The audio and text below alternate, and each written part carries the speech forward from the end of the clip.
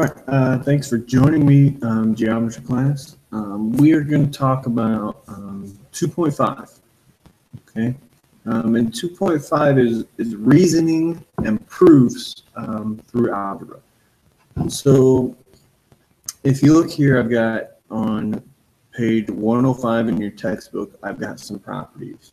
But there's quite a few properties that we'll use. So you should have this paper, which is the list of valid reasons for proofs. Now, on this paper, there are tons and tons of reasons on here. Okay, the front and the back. So you have this, and we will eventually add some extras on there too. So on page 2.5, let me kind of show you how this will work. Let's switch to the document camera here.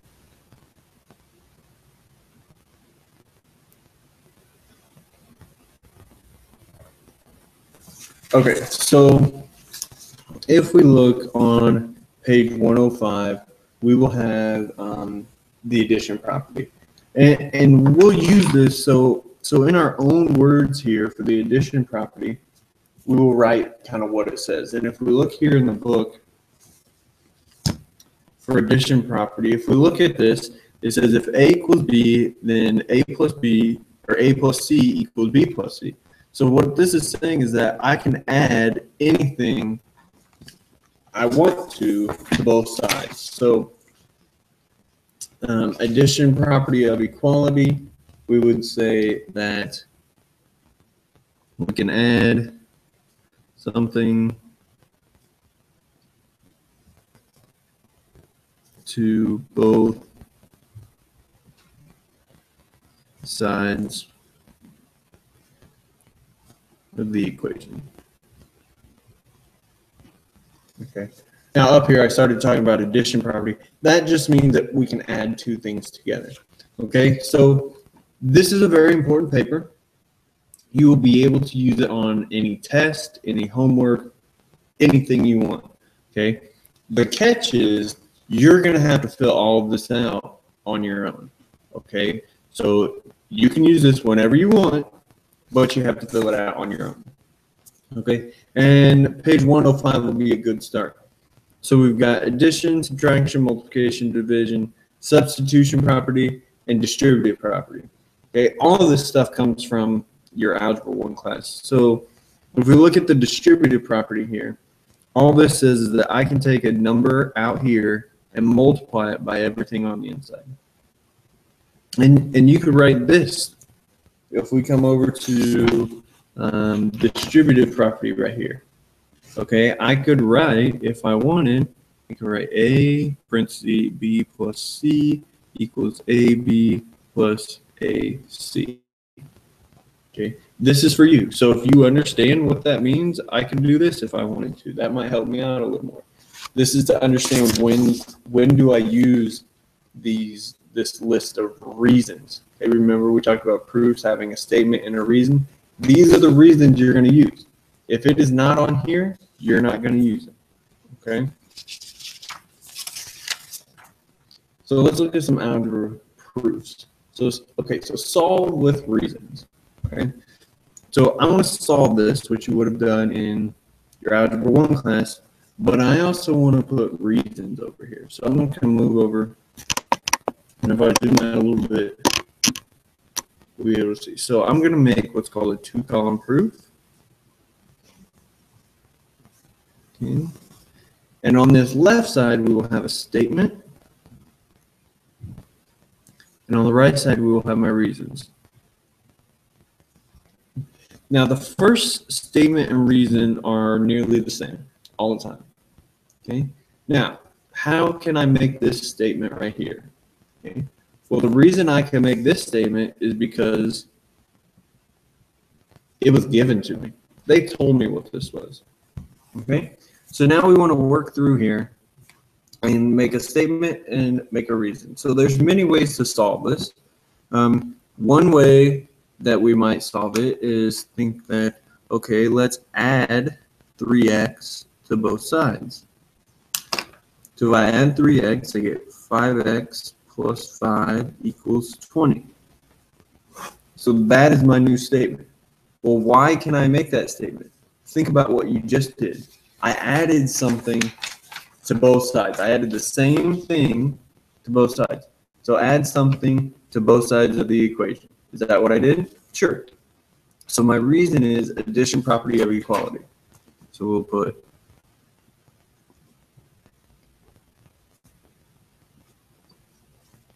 addition property of equality. And we can abbreviate these to save some space. Okay, so now what would I do? Well, I would minus 5. And I would get 5x equals 15. So there's my statement. What is my reason? Well, think about what I just did. I subtracted 5 from both sides. If I look at my reasons paper, I also have a subtraction property of equality. Subtraction property of equality is the same thing as this, except you subtract.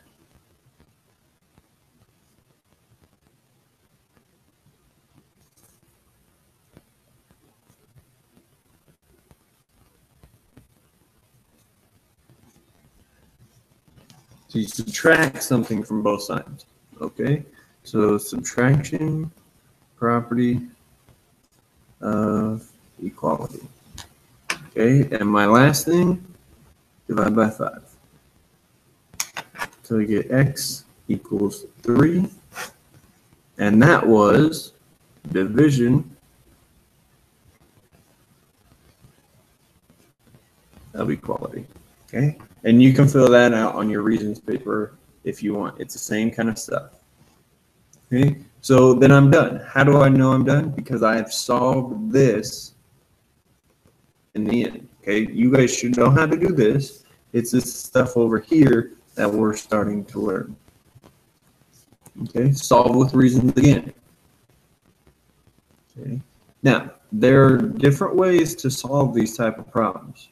Okay, it's the reasons here that's going to make it right or wrong. All right, so if I set it up here, make our little table, I got statements and reasons. And my first statement, or my first statement is right here. My first reason will always be given. Okay. Now, you might say, well, I can take this -4 and put it into all those and multiply it. So I'll get minus 44x minus 8 equals 80. Well, what rule says that I can take this number times everything in there? I believe we just wrote it down here is the distributive property. So here I'd write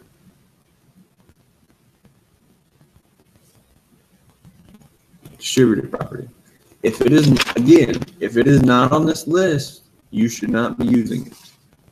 All right, so then I might say, well, let's add 8.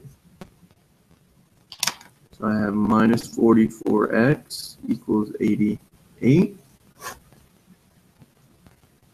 And what property was that? Well, we used that one before. That's the addition property of equality. And we'll divide by minus 44. And x equals minus 2. And that was the division property of equality. How do I know I'm done? Because I have x equals this number and all my reasons are here. Okay, so this is algebra with reasons. And we start with this because we know how to do this type of stuff. Okay, it's this new stuff that we're learning. We will eventually, here in just maybe the next slide, move on to geometry reason or geometry proof. So we have 3 properties that I believe are also on that reasons paper. We have what's called reflexive property. This means the same thing. So it tells me that A equals A, or AB equals AB, or angle Z equals angle Z. Okay, so it's the same.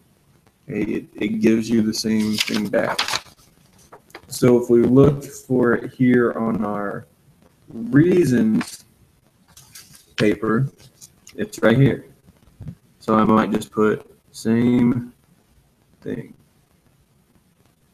A equals A, angle 1 equals angle 1, AB equals AB. You put whatever you want in your own words so that you know what the reflexive property is. Symmetric property means backwards. So if I give you A equals B, then B equals A. Or if the measure of AB equals the measure of CD, then CD equals AB. So symmetric property down here, all the way at the bottom, is backwards. So I might say AB equals, I don't know, BC, then BC equals AB. I can switch my equation around. Okay, and then we have the transitive property. This is the linking property. This one we use a lot. Okay, so transitive property. You might put a star over here by it, and we'll say linking. And we'll say A equals B, and B equals C. So I'm saying if A equals B and B equals C, then what has to happen? Then A has to equal C. It's a transitive property. We could go on, you know, this works for anything. Okay. If we say the cat is brown and brown is bad, okay, then we also have to say that the cat is bad. It works for anything. Even though these statements may or may not be true, doesn't matter. Transitive is the linking. It links three things together. So you're designing a logo. Use the information given to determine the measure of angle EBA and the measure if the measure of this angle equals the measure of this angle. Okay, so let's look here. So I want to know EBA. So EBA is the measure of this angle the same as DBC, the measure of this angle. Okay, well, think about what I'm given here. I'm given angle 1 and 2 and 3. So I know that angle 1, measure of angle 1 equals the measure of angle 3. How do I know that? What in this picture is telling me that those two angles have to be the same? Well, they tell me right here with those tick marks that they're the same. So in this case, it is given that these two angles are the same measurement. Well, think about this angle right here, this big angle. What is making that angle right there? Well, that is angle 1 and 2. So I can say the measure of angle 1 plus the measure of angle 2 equals the measure of angle, what they use up here, DBC. Now, how can I just take this angle and this angle to get this angle? Again, it's got to be on this reasons paper here. Well, think about what I did. Did I just add angles together? Yeah. So the reason I can say that is angle addition postulate. So we'll just say angle addition. Now we'll do that same thing for these two. We'll just add those two together. So the measure of angle 3 plus the measure of angle 2 equals the measure of angle EBA. And because that's the same reason, we'll draw our line after that. All right. Now think about it. Okay. I'm trying to prove that these two angles right here are the same. Well, do I know that 2 and 2 are the same? Yes. That's easy. That's this reflexive property. It's like looking in the mirror. It's a reflection. It's the same thing. Now, do I know anything about angle 1 and 3? Well, I just said right here that angle 1 and angle 3 are the same. So can't I take, I don't know, take this first one here. Can't I write the measure of angle 3 plus the measure of angle 2 equals the measure of angle DBC? Okay, think about what I just did there. Instead of writing angle 1, I instead put in angle 3. That would be our substitution property.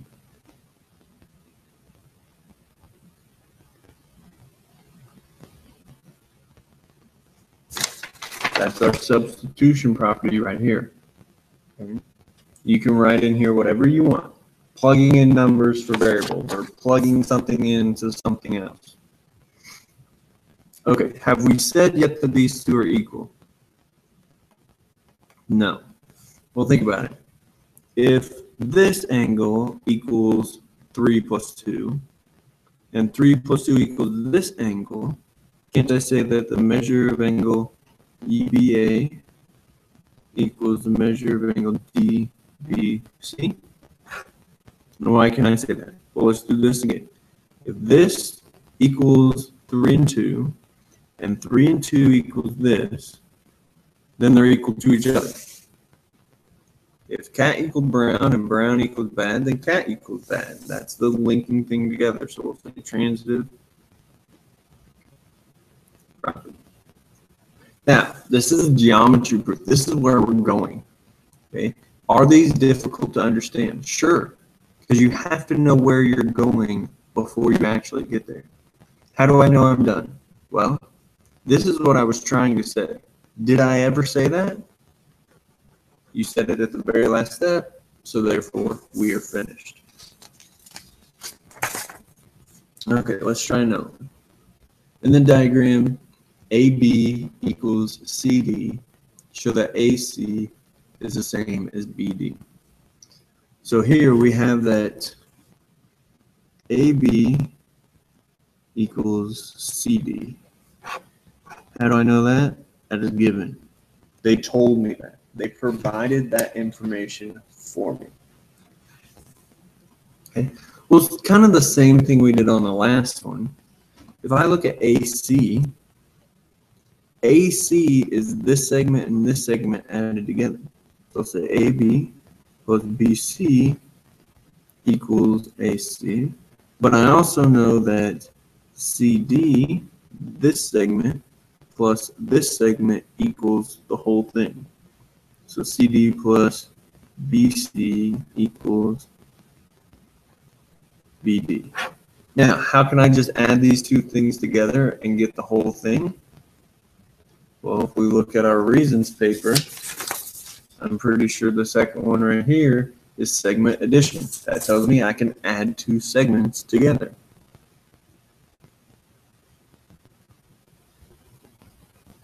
Okay. Well, I want to show that this is the same as this. Well, I know BC is the same as BC. What do I know about AB and CD?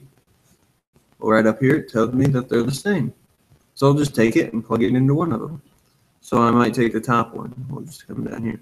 And instead of writing AB, I'm going to write CD. So CD plus BC equals AC. And that again was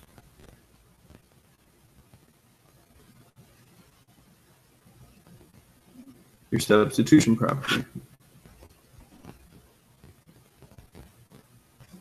Well, let's look what we have now.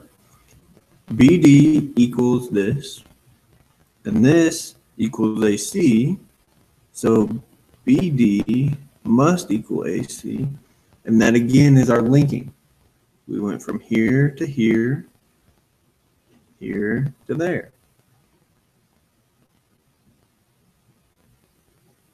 So that would be our transitive property. Know that I said this at the very last step. Even though it's backwards, we could flip it around though using that symmetric property. But we don't need to go into that. Okay, so here is your homework problem. Page 108, 4, 6 through 16 even, 22, 24, and 35. Now these focus on some algebra proofs, and I think at the end there might be one geometry proof. So make sure we're really focusing on this stuff, doing these. And over the weekend, we need to be filling out these kind of things, like definition of an angle bisector. Do we know what an angle bisector does? Yes, an angle bisector divides an angle in half. Okay. Do we know what a midpoint is? Do we know what a right angle is?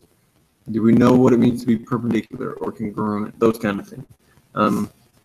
So honestly, I think you could probably fill out this whole left column here. And again, you can use this on the test if you want. So there's the problems, and this will be due on Monday. So thanks for watching. You can always follow me on Twitter, or you can check out the website.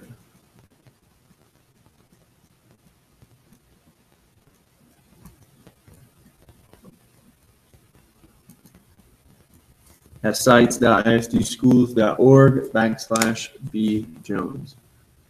Again, thanks for watching.